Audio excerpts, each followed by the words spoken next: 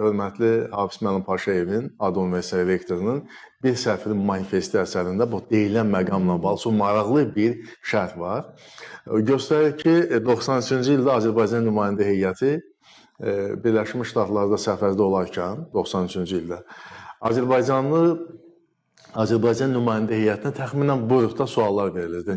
Siz o zaman Omanla bu məsələləri niyə tənzimləyə bilmədiniz? Siz o zaman Səudiyyə Ərəbistanı və Küveytlə niyə belə etdiniz? Siz o zamanlar Qətər dövlətini niyə belə etdiniz? Və bizim nümayəndə heyəti çaşbaş qalır ki, bu nə suallardır? Bizim bu Fars körfəzinin ərəb dövlətləri, bu 6 dövlət ki var, liqa ölkə. Bunlar niyə adını çəkirlər?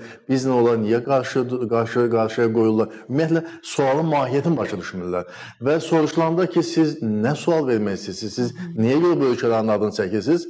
Belə məlum olur ki, onlar bilirlər ki, Azərbaycan neft ölkəsidir. Bircə beyinlərində olar ki, oil, petrol.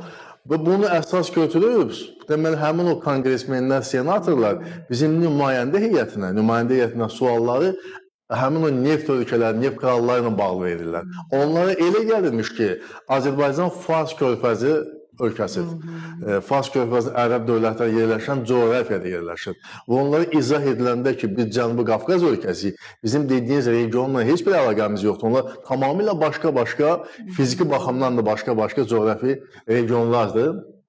Ondan sonra bu absurd suallardan son qoyurlar. Siz təsəvvür edin ki, 93-cü ildə Azərbaycanı Fars körfəzi ölkəsi hesab edənlər, onun xəritədə yerini bilməyənlər 92-ci il Azərbaycana qarşı iqtisadi qadağan aksiyası və ya 9-7-ci maddəni tətbiq edildi. Nə qədər cəfəng, nə qədər mənasız və Amerikanların öz məntiqi ilə desək, bu yəni ağlasığmaz bir məsələ idi. Yəni bunun heç bir məntiqi izahı yoxdur.